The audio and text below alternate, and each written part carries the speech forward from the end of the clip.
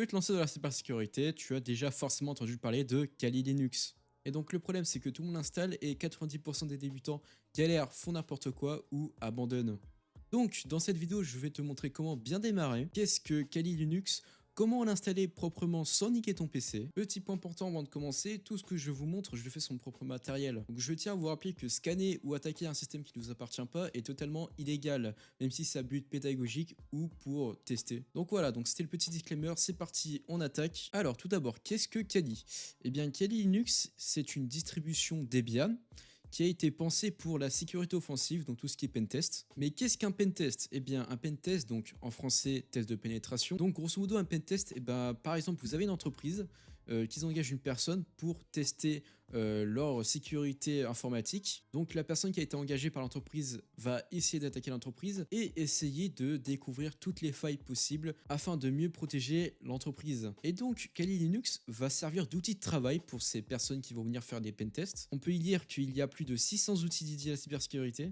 On a Metasploit, Burpswite, Nmap, Wireshark, Jones the Reaper, Hydra, bref, tout ça c'est des outils qui vont permettre du coup aux pentesters d'attaquer l'entreprise directement. Donc voilà, donc grosso modo en fait Kali Linux c'est comme une grande boîte à outils, donc il faut savoir s'en servir. Bien évidemment c'est pas réservé qu'aux experts, tout le monde peut l'avoir, mais ça demande d'avoir des bases. Donc quand je dis tout le monde, ça peut être des étudiants cybersécu, ça peut être des futurs pentesters, ça peut être des admins réseau ou simplement des personnes curieuses finalement. Donc fini de blablater, on part directement à l'installation. Tapez Kali Linux sur Google, vous trouverez un lien, je le mettrai dans la description. Donc vous allez dessus. Alors nous ce qui va nous intéresser, ça sera l'image de l'OS, puisque tout simplement on va l'installer sur une machine virtuelle. Ah oui, et aussi je l'ai précisé un petit peu trop tard dans la vidéo, mais comme spec prévoyez au minimum 8 Go de RAM, 16 Go c'est préférable. Faites attention que votre processeur prend en compte la virtualisation. La virtualisation s'active dans le BIOS, donc c'est ce qui permet de créer plusieurs machines virtuelles. Et prévoyez minimum 40 Go d'espace de stockage. Allez, sur ce, je vous embête pas plus, je vous laisse. Donc on clique ici, hop, on arrive ici.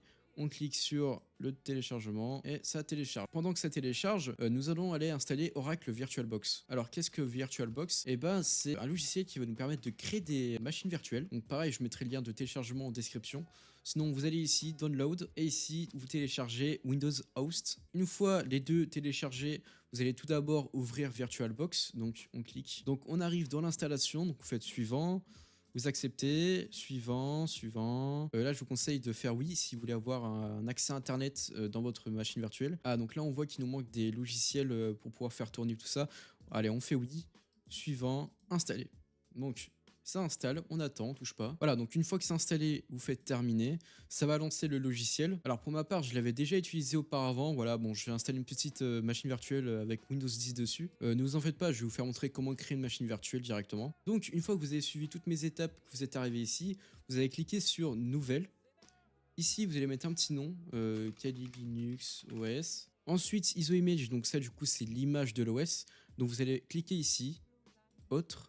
Et hop, vous mettez ce fichier que vous avez téléchargé précédemment. Donc ensuite, ça a dû automatiquement compléter ici, donc Ubuntu. Si c'est pas fait, faites-le. Donc vous cliquez, hop, vous cherchez Ubuntu. Ensuite, Finish. Voilà, donc maintenant que votre machine virtuelle est créée, il va falloir la configurer. Donc cliquez sur Configuration. Ici, vous allez descendre. Donc ça, c'est la RAM. Donc je vous conseille de mettre... donc pour 4 Go de RAM, mettez bien 4096. Mais si vous voulez augmenter un peu plus pour avoir plus de perf, vous pouvez mettre 8 Go, donc hop, on monte un peu, c'est 8192. Ensuite, vous allez cliquer sur processeur.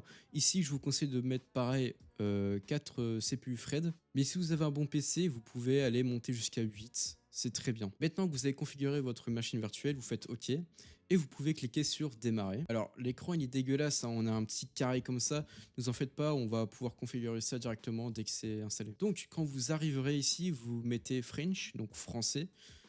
Hop, suivant, on met français aussi. On met français. Donc là, ça installe, on attend un peu. Alors pour ma part, je fais l'installation sur une machine virtuelle. Mais vous pouvez très bien la faire directement sur un PC physique. Pour ma part, j'ai installé Kali Linux sur un de mes PC portables. Mais c'est vrai que c'est toujours pratique d'avoir une machine virtuelle. Comme ça, vous n'avez pas besoin d'aller chercher, charger la batterie, tout ça. Donc quand vous arrivez ici, vous allez mettre un petit nom. Bon, moi, je vais laisser Kali, c'est très bien. Hop. Domaine, normalement, vous faites continuer, pas besoin d'en mettre. Donc là, du coup, vous allez créer votre utilisateur. Moi, pour ma part, je vais mettre Kali. Hop, on met Kali ici aussi. Pour le mot de passe, vous allez mettre un petit mot de passe. Bon, bah moi, je vais mettre Kali aussi. Hop. Petite notion importante à savoir aussi, sur l'OS Kali Linux, le mot de passe de base, donc le login, sera toujours Kali Kali. Donc par exemple, si jamais vous essayez de vous connecter et que ça ne fonctionne pas, essayez de mettre comme mot de passe Kali. Ça marcherait peut-être. Ici, je vous conseille de faire disque entier. Hop, on clique ici. Hop, donc là, du coup, ça sera le disque dur virtuel. Ici, vous faites continuer. Donc là, on vérifie que c'est bon. Hop, on fait continuer. Donc, il veut formater les disques. Bah, on peut faire oui parce que c'est une machine virtuelle et il n'y a rien dessus. Il faut savoir que le site propose une VM déjà toute faite, mais c'est mieux de créer vous-même à la main. Au moins, vous savez pour plus tard, on ne sait jamais. Donc, quand vous arriverez ici, vous aurez plusieurs choix de logiciels. Donc, vous avez XFCE, GNOME. Donc ça, c'est des interfaces graphiques. Moi, je vous conseille de laisser XFCE. On fait continuer. Donc voilà, donc on laisse l'installation se terminer. Ok, donc une fois que l'installation est terminée, il va demander si vous voulez installer Grub sur votre disque dur principal. Vous faites oui et vous faites continuer tout simplement. Donc là, du coup, vous allez sélectionner votre disque dur. Donc pour ma part, bah, c'est celui-ci. Donc voilà, donc l'installation se termine. Il faut savoir que du coup, si vous faites l'installation sur une vraie machine, ça va pas forcément être pareil. Il y aura des choses du coup qu'il va falloir que vous vous adaptiez. Donc à la limite, dans le futur, je ferai sûrement une vidéo de comment installer Kali Linux sur une vraie machine directement. Ok, donc là, du coup, la machine se démarre. Vous arrivez ici, vous faites entrer. Ok, parfait. Donc du coup, vous allez arriver sur cette interface là. Donc vous allez taper votre login. Donc pour ma part, c'est Kali. On fait se connecter.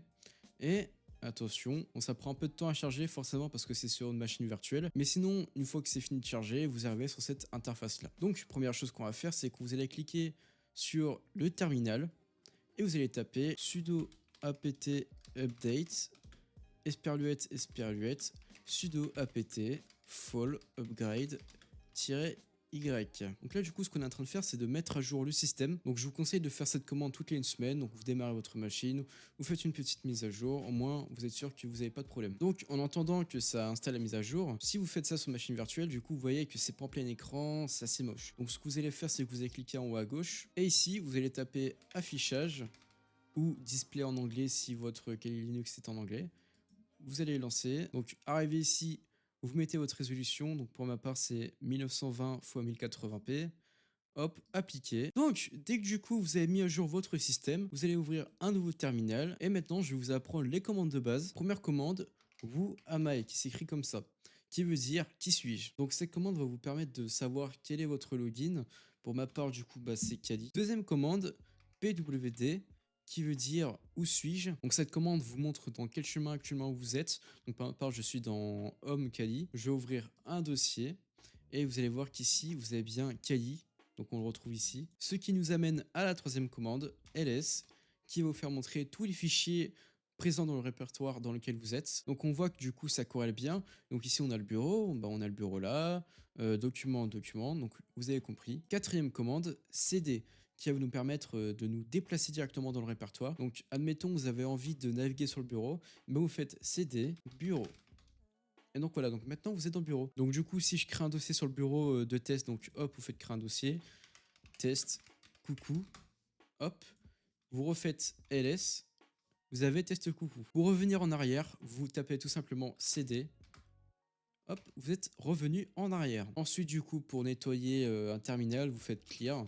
Ça va tout supprimer. Donc voilà, donc du coup, toutes ces commandes vous permettent simplement de naviguer dans votre système en utilisant le terminal. Maintenant, on va passer à la partie réseau. Donc, première commande, IPA. Donc cette commande vous affiche tout simplement vos interfaces réseau. Pour notre part, on est sur une machine virtuelle, donc c'est pas vraiment utile.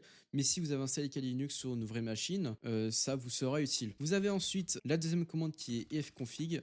Donc c'est un peu comme IPA, c'est différent, mais c'est la même chose. Et ensuite, place à la troisième commande qui est ping. Donc vous devez sûrement connaître, hein, c'est la commande de base, elle est disponible sur Windows. Donc par exemple, je vais ping l'adresse IP de Google qui est 8.8.8.8. Hop, on fait entrer. Donc on voit bien que les paquets partent. Pour arrêter le ping, vous faites CTRL-C. Donc par exemple, je peux ping ma box internet, donc vous faites ping 192.168.1.1. Ça fonctionne. Alors maintenant, vous connaissez ces commandes, vous savez maîtriser un petit peu Kali Linux, vraiment les bases de chez base. Mais nous allons voir un outil. Alors cet outil s'appelle Nmap. Alors pour faire court, Nmap en fait c'est un outil, bon, il est très utilisé et en fait il vous permet de détecter les ports ouverts. Il vous permet aussi d'identifier les services qui sont hébergés sur une machine ou potentiellement toute autre info sur l'OS de la machine. Donc je vous laisse taper Nmap suivi de votre adresse IP de votre box, donc qui est 192.168.1.1. Vous faites entrer et en fait tout simplement ça va lancer un scan. Donc voilà, donc le scan est terminé. Donc on a quelques infos. Dernière petite commande à connaître, sudo su, qui va vous permettre de passer en mode admin.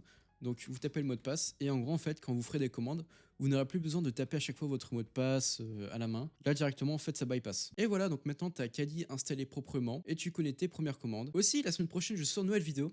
Alors ça fait un mois que j'ai pas fait une nouvelle vidéo parce que voilà j'avais des problèmes, mais ça je vous expliquerai plus tard dans une autre vidéo. Donc si la cyber t'intéresse, n'hésite pas à t'abonner. N'hésite pas à mettre un petit pouce bleu si ça t'a aidé, ça m'aiderait beaucoup. Et aussi dis-moi en commentaire quel outil Kali Linux tu veux que je teste. Allez sur ce, à très vite.